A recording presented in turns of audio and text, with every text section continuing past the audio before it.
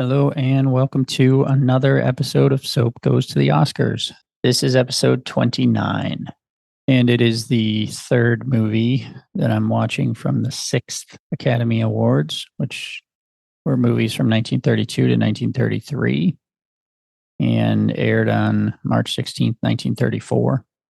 This was another one from 1933, and it was called She Done Him Wrong. And I was going to watch this one a little later because I thought I was going to have to rent it. But I decided to watch today because I had an appointment in the morning that kind of would have cut into the middle of my watching normally. But this one was only 66 minutes. So I had enough time to fit it in. And I think the copy that I found was only like an hour and 4 minutes. So I found this one. I thought, like I said, I thought I was going to have to rent it. It was available on Apple, probably some other places. But when I did a search for it, I do search for She Done Him Wrong, 1933 full movie, and it came up with an option for the Internet Archive, and it was free.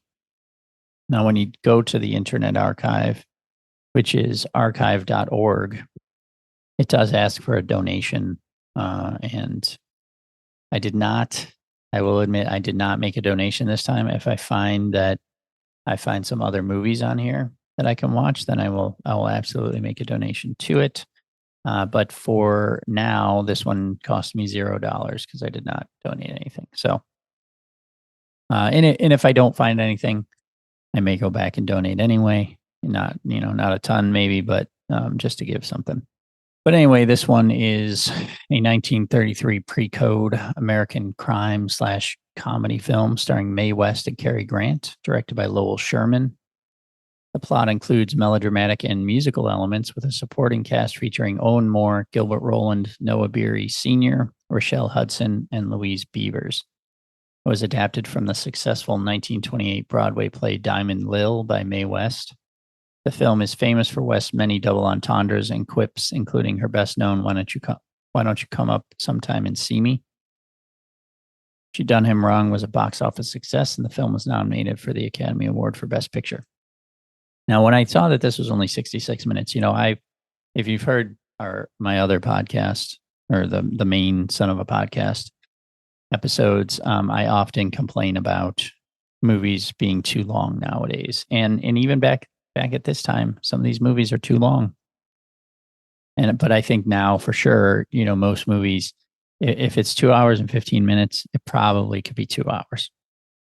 If it's 2 hours, it probably could be an hour and 45 minutes, and I would say, not going below an hour and a half for most things, but there are very few movies that are actually that short these days.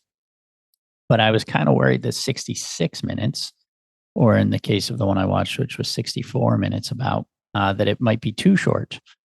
But it actually wasn't. They fit a lot into that hour and change. And, I found that watching shows that are an hour long, or even stuff that's a half hour long, like Cobra Kai on Netflix, they pack so much into a half hour episode. And sometimes they might go, a little beyond a half an hour, but typically they're about a half an hour, and they really fit a lot of story into those episodes. And so they did the same here. There was several different storylines. It's set in New York City in the 1890s. Mae West plays a bawdy singer named Lady Lou. She works in the Bowery saloon of her boss, who has given her many diamonds, but she's a lady with more men friends than anyone might imagine, as Wikipedia says here in the plot. Gus also traffics in prostitution and runs a counterfeiting ring to help finance her expensive diamonds. He also sends young women to San Francisco to be pickpockets. He works with two other crooked entertainer assistants, Russian Rita and Rita's lover, the suave Sergei Staniov. One of Gus's rivals and former friend of Lou's, named Dan Flynn, spends most of the movie dropping hints to Lou that Gus is up to no good, promising to look after her once Gus is in jail. Lou leads him on, hinting at times that she will return to him, but eventually he loses patience and implies he's jailed if she doesn't submit to him. So there's also a plot with her former boyfriend named Chip Clark, who's in jail and went to prison trying to steal diamonds for her. And she also has a little bit of a interest in the Cary Grant character, who's a police officer. And so there's a lot going on, and there's betrayal, and there's murder, and there's singing. But and at the beginning there was a little bit of comedy, and she's pretty funny throughout. But there was like a guy at the bar that was drunk that was just kind of telling jokes. Trying to remember what the one was at the beginning. A waiter came by or something. He said, "This place has terrible flies, or the flies in this place are terrible." And he said, "Tell me which one you don't like, and I'll get rid of them." So there were like little quips like that at the beginning, which was kind of funny. Again, the other thing I was thinking that with this short time frame, that was like, is this really an Oscar worthy movie? And I don't know. I don't know if it was or not. Again, with there being more movies allowed at this time, 10 in this case, that maybe this one slipped in because of that. But it was fine. It was a fun little movie, and had some humor. Had a couple songs, like her singing songs, and there was a guy that sang a couple songs as well. But was it Oscar worthy? Probably not. It's probably why it didn't win. So the three movies I watched are The Private Life of Henry VIII, State Fair, and She Done Him Wrong.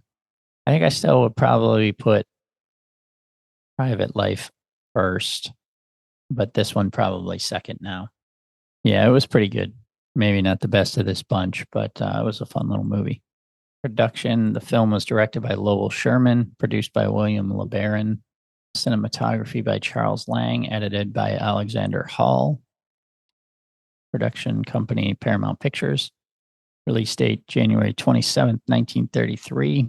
So Blonde Venus with Marlene Dietrich and Madame Butterfly with Sylvia Sidney both predate this movie, but Mae West always claimed to have discovered Cary Grant for her film, claiming that until then, Grant had only made some tests with starlets. Quotes.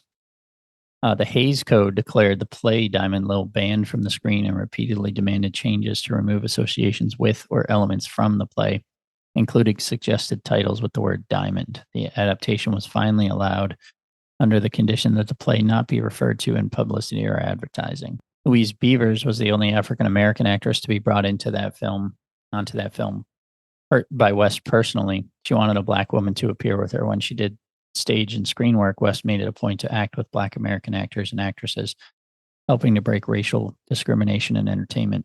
West's stage show resulted in her arrest for saucy material, and her having Black actors on stage was extremely controversial. With this film, she and her Paramount bosses called the shots. Black stars appeared in a few of her other films after this one.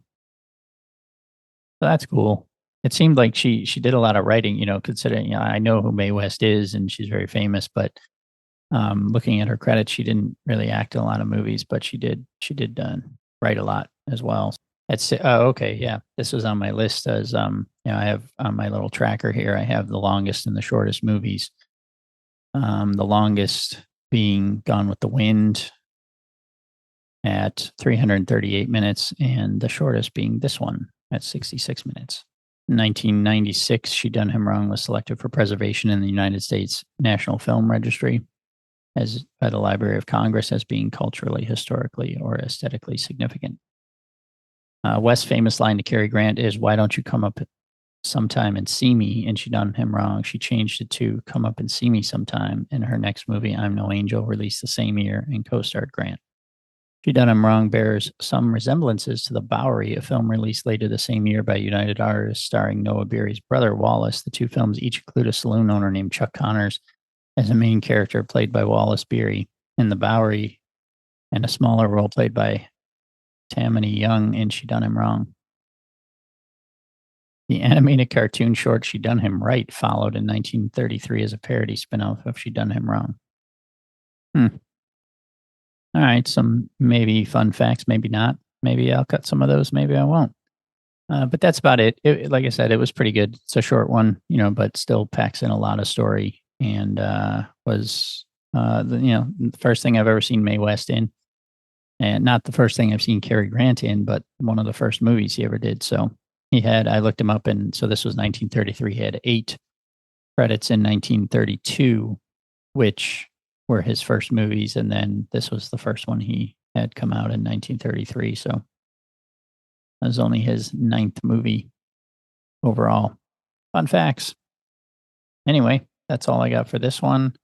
Still have, I think, 7 more for this round. So we'll see you next time.